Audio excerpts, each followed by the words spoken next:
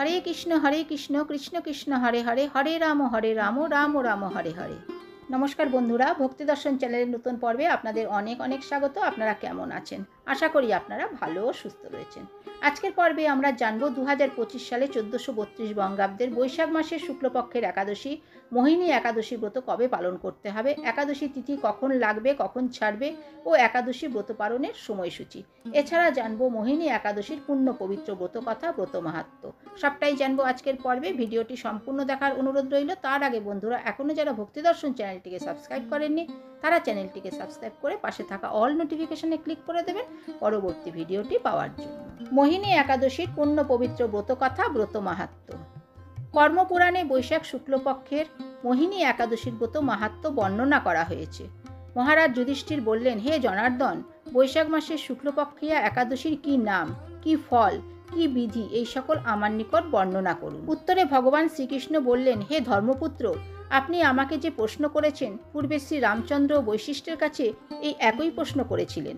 তিনি জিজ্ঞাসা করেছিলেন, হে মুনিবর, আমি জনকনন্দিনী সীতার বিরহজনিত কারণে বহু দুঃখ পাচ্ছি, তাই একটি উত্তম ব্রতের কথা আমাকে বলুন, যার দ্বারা সর্বপাপ ক্ষয় হয় ও সর্বদুঃখ বিনষ্ট হয়।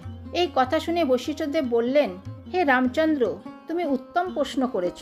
যদিও তোমার নাম গ্রহণেই মানুষ পবিত্র হয়ে থাকে, তবুও লোকের মঙ্গলের জন্য তোমার কাছে সর্বশ্রেষ্ঠ ও পরম পবিত্র একটি ব্রতের কথা বলছি। বৈশাখ মাসের শুক্লপক্ষিয়া একাদশী মোহিনী নামে প্রসিদ্ধা।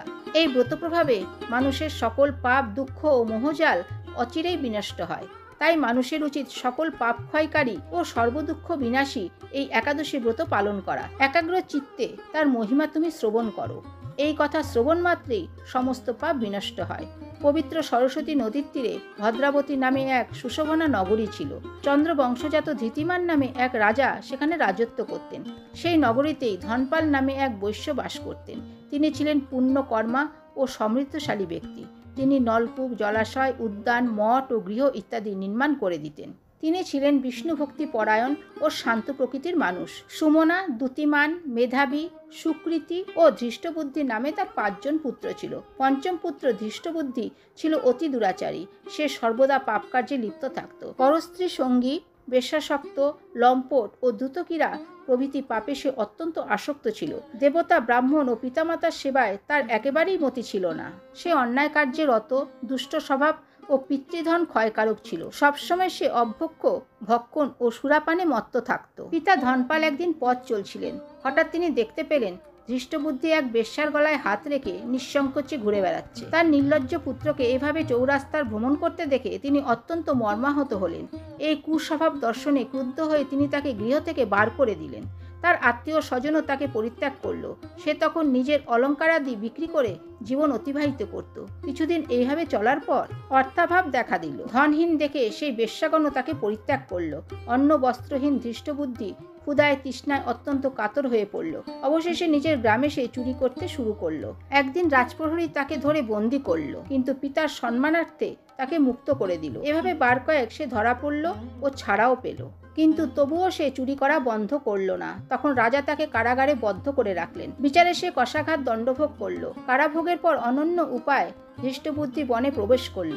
সেখানে সে পশু পাখি বধ করে তাদের মাংস ভক্ষণ করে অতি দুঃখে পাপময় জীবন যাপন করতে লাগলো। দুষ্কর্মের ফলে কেউ কখনো সুখী হতে পারে না। তাই সেই ধৃষ্টবুদ্ধি দিবারাত্রি দুঃখ শোকে জর্জরিত হলো। এইভাবে অনেকদিন অতিবাহিত হলো। কোনো পুণ্য ফলে সহসা একদিন সে কৌণ্ডিন্য ঋষির আশ্রমে উপস্থিত হলো। বৈশাখ মাসে ঋষিবর গঙ্গা স্নান করে আশ্রমের দিকে প্রত্যাবর্তন করছিলেন। সকল ধৃষ্টবুদ্ধি তার সম্মুখে উপস্থিত হলো। ঘটনাক্রমে ঋষি বস্ত্র হতে এক বিন্দু জল তার গায়ে পড়ল। সেই জলস্পর্শে তার সমস্ত পাপ দূর হলো। হঠাৎ তার শুভবুদ্ধির উদয় হলো। ঋষির সামনে সে কৃতাঞ্জলি পুটে প্রার্থনা করতে লাগলো, হে ঋষিশ্রেষ্ঠ, যে পুণ্য প্রভাবে আমি এই ভীষণ দুঃখ যন্ত্রণা থেকে মুক্তি লাভ করতে পারি তা কৃপা করে আমাকে বলুন। ঋষিবর বললেন, বৈশাখ মাসের শুক্লপক্ষে মোহিনী নামে যে প্রসিদ্ধ একাদশী আছে, তুমি সেই ব্রত পালন করো। এই ব্রতের ফলে মানুষের বহু জন্মার্জিত পর্বত পরিমাণ পাপরাশিও ক্ষয় হয়ে থাকে। মহামণি বশিষ্ঠ বললেন, কৌণ্ডিন্য ঋষির উপদেশ শ্রবণ করে প্রসন্ন চিত্রে ধৃষ্টবুদ্ধি সেই ব্রত পালন করল। হে মহারাজ রামচন্দ্র, এই ব্রত পালনে সে নিষ্পাপ হল। দিব্যদেহ লাভ করল। অবশেষে গরুড়ে আরোহণ করে সকল প্রকার উপদ্রবহীন বৈকুণ্ঠ ধামে গমন করল। হে রাজন, ত্রিলোকে মোহিনী ব্রত থেকে আর শ্রেষ্ঠ ব্রত নেই। যজ্ঞ, তীর্থস্থান, দান ইত্যাদি কোনো পুণ্যকর্মই এই ব্রতের সমান নয়। এই ব্রতকথার শ্রবণ কীর্তনে সহস্র গোদানের ফল লাভ হয়। এবার জানবো 2025 সালে 1432 বঙ্গাব্দের বৈশাখ মাসের শুক্লপক্ষের একাদশী মোহিনী একাদশীর পূর্ণাঙ্গ সময়সূচি। 2025 সালে 1432 বঙ্গাব্দে বৈশাখ মাসের শুক্লপক্ষের একাদশী মোহিনী একাদশী ব্রত পালন করতে হবে 8ই মে 2025, বাংলার 24শে বৈশাখ 1432 বৃহস্পতিবার। একাদশী তিথি শুরু হবে 7ই মে 2025, বাংলার 23শে বৈশাখ 1432 বুধবার দিবা 12টা 45 মিনিটে এবং একাদশী তিথি সমাপ্ত হবে 8ই মে 2025, বাংলার 24শে বৈশাখ 1432 বৃহস্পতিবার দিবা 1টা 53 মিনিটে। 2025 সালে 1432 বঙ্গাব্দের বৈশাখ মাসের শুক্লপক্ষের একাদশী মোহিনী একাদশীর ব্রত পালনের বিশেষ সময় থাকতে চলেছে 9ই মে 2025, বাংলার 25শে বৈশাখ 1432 শুক্রবার সকাল 9টা 24 মিনিটের মধ্যে একাদশী ব্রত পালনের বিশেষ সময় থাকছে। তো বন্ধুরা, আজকের ভিডিওটি এই পর্যন্তই। আবার হাজির হব নতুন একটি ভিডিও নিয়ে। ভিডিওটি ভালো লাগলে ভক্তি দর্শন চ্যানেলটিকে সাবস্ক্রাইব করে সঙ্গে থাকুন। ভালো থাকবেন, সুস্থ থাকবেন। ধন্যবাদ।